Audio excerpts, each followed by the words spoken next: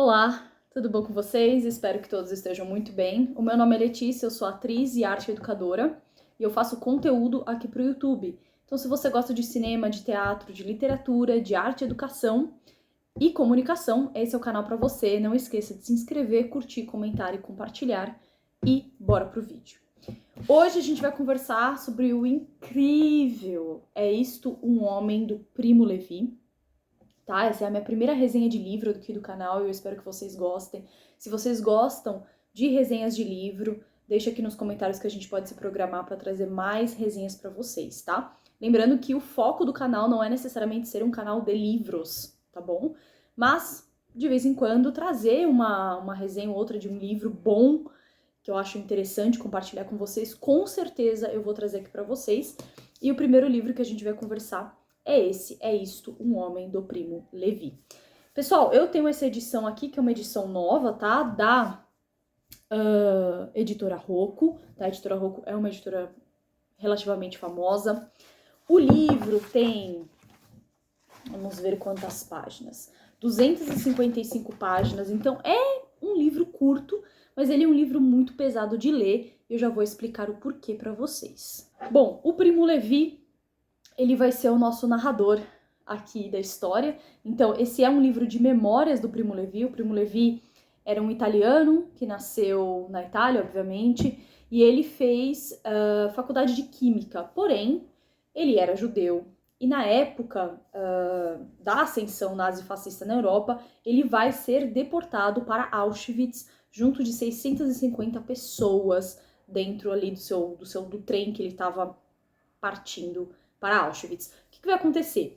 Ele vai se formar em Química na época que o nazismo já estava ali, na verdade na época que já estava em guerra, inclusive, a Alemanha com os outros países ali da Europa, e ele vai se formar, mesmo assim ele consegue a sua formação de químico, ele vai se juntar a algumas pessoas para tentar participar da resistência italiana contra a ascensão do nazifascismo, mas ele vai acabar sim sendo deportado para Auschwitz, exatamente porque quando ele é preso por participar da resistência, descobrem que ele tem origem judaica, ele vai acabar sendo deportado para Auschwitz, que é, na verdade, o mais conhecido campo de concentração que as pessoas conhecem, enfim, até hoje. E ele é aberto à visitação lá na Polônia, enfim, etc. Então ele é deportado da Itália à Polônia para viver nesse campo de concentração. E do que esse livro vai falar especificamente, tá? A gente vai falar um pouquinho sobre o título daqui a pouco, tá? Mas basicamente, se eu for resumir para vocês do que esse livro fala, esse livro ele vai relatar o cotidiano do campo de concentração. E aí você pode estar pensando, como assim o cotidiano do campo de concentração? Gente, os campos de concentração, eles eram campos de trabalho, tá? Então as pessoas, elas não ficavam lá simplesmente sendo torturadas e maltratadas, enfim, como uma prisão. O campo de concentração também era uma prisão, mas era uma prisão de trabalho, tá? Então as pessoas chegavam lá, quando ele chega no seu trem, já muitas pessoas são automaticamente assassinadas, tá? Ele vai sobrar ali num grupo de pessoas, então das 650, 650 judeus deportados com ele, já ali uma grande leva já é assassinada logo ao chegar em Auschwitz. Ele sobra, obviamente, senão ele não estaria vivo para escrever o livro, né? Ele vai sobrar e ele vai ir para os blocos. Então o campo de Auschwitz ele é muito grande, ele é dividido em blocos. Então você tem toda uma logística do porquê que eles dividem os blocos dessa forma. E para além dos relatos de como é a vida, né, desses prisioneiros, eu acho que tem outros pontos muito interessantes. Ao longo da narrativa, ele vai mostrar um pouco do que eram esses soldados da SS, que, enfim, não cuidavam deles, assim, mas que vigiavam o seu trabalho, que vigiavam as pessoas que ali estavam. Ele vai contar, ele vai mostrar pra gente aí diversos personagens, entre aspas, né, diversas pessoas das quais ele vai conhecer, e cada pessoa que ele vai contar aqui tem a sua própria história, enfim, então ele vai relatar um pouco desse contato que ele vai ter com algumas pessoas. Uma das coisas que é mais angustiante do campo de concentração são as línguas, porque assim, você está sendo enviado para um campo com outras pessoas que também são judias, ok, são da mesma religião, digamos, que você, só que são de outra nacionalidade, então não necessariamente essas pessoas falam o mesmo idioma que você. E a todo momento ele vai mostrar pra gente essa dificuldade de comunicação entre os prisioneiros, porque as pessoas não falam as mesmas línguas. Então, ele é italiano, ele quase não consegue ter contato com italianos lá dentro, pelo que dá pra entender no relato que ele coloca pra gente, mas tem muitos franceses, tem muitos também poloneses, alemães, e enfim, a dificuldade também que ele vai ter em se comunicar com os próprios soldados alemães que ali estão, porque ele não fala alemão, mas aos poucos ele vai aprendendo algumas palavras e vai conseguindo, enfim, se virar dentro desse campo. E como eu falei, é o relato do cotidiano. Então, assim, qual que era basicamente o cotidiano deles? Era levantar e trabalhar. E aí, os trabalhos eles vão mudando de acordo com o tempo, mas basicamente era isso. Eles eram acordados, eles iam trabalhar e eles voltavam, né? E ele vai relatando também nas entrelinhas, né, desse cotidiano, esse processo de desumanização. Ele foi deportado em 1944.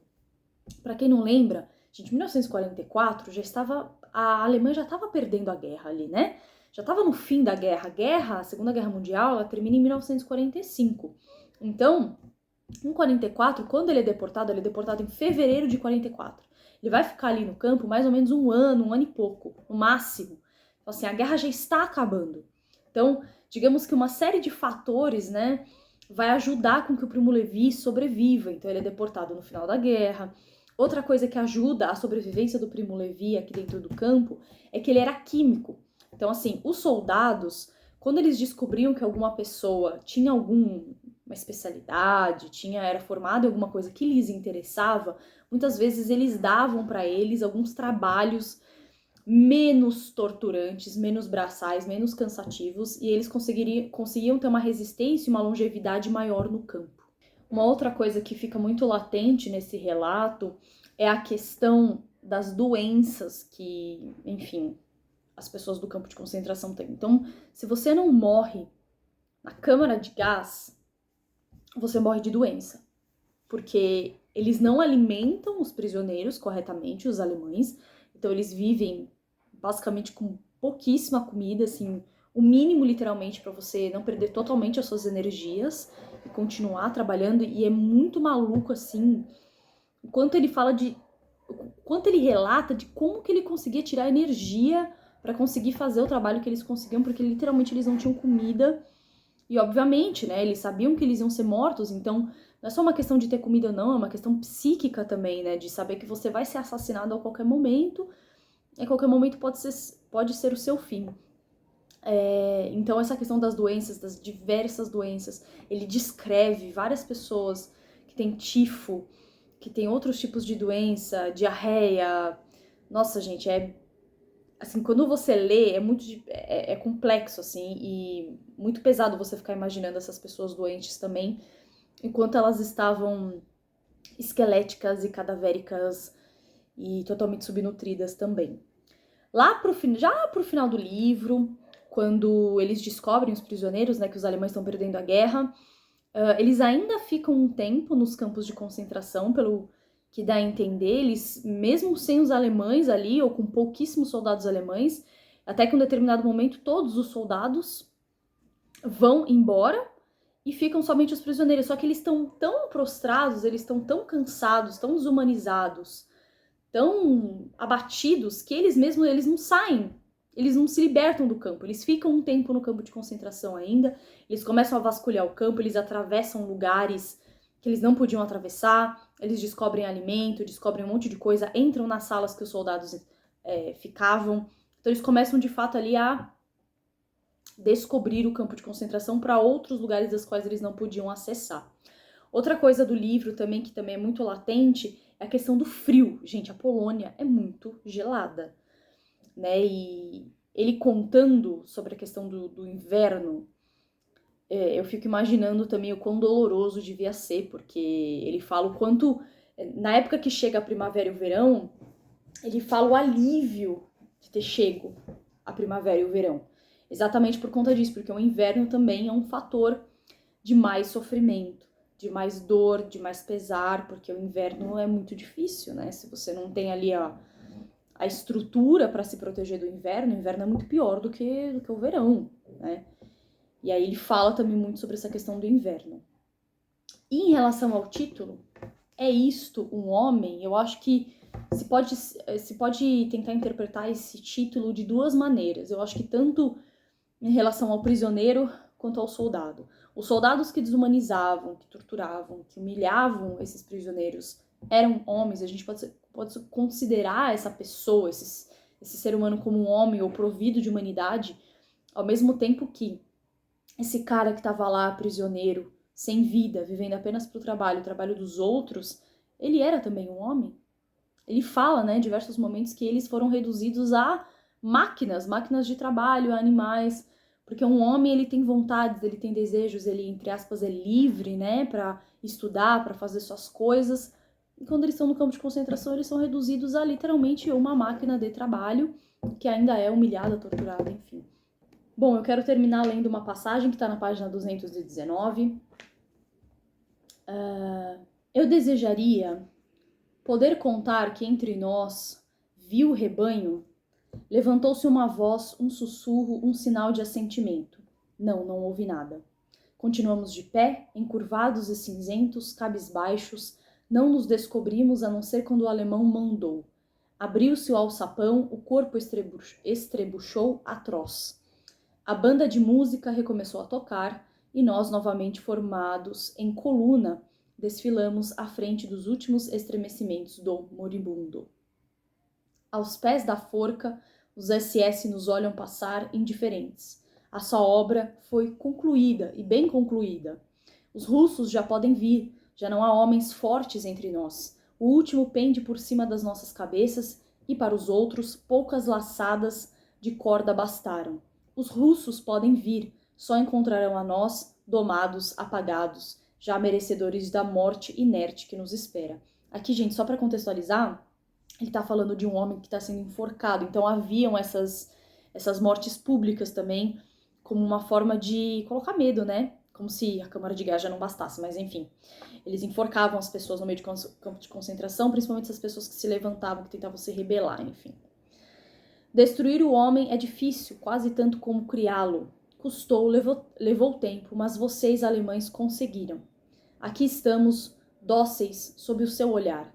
De nós, vocês não têm mais nada a temer. Nem atos de revolta, nem palavras de desafio, nem um olhar de julgamento.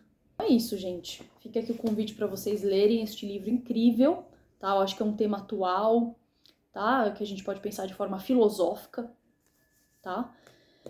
Filosófica no sentido dessa discussão desses processos de humanidade e desumanidade.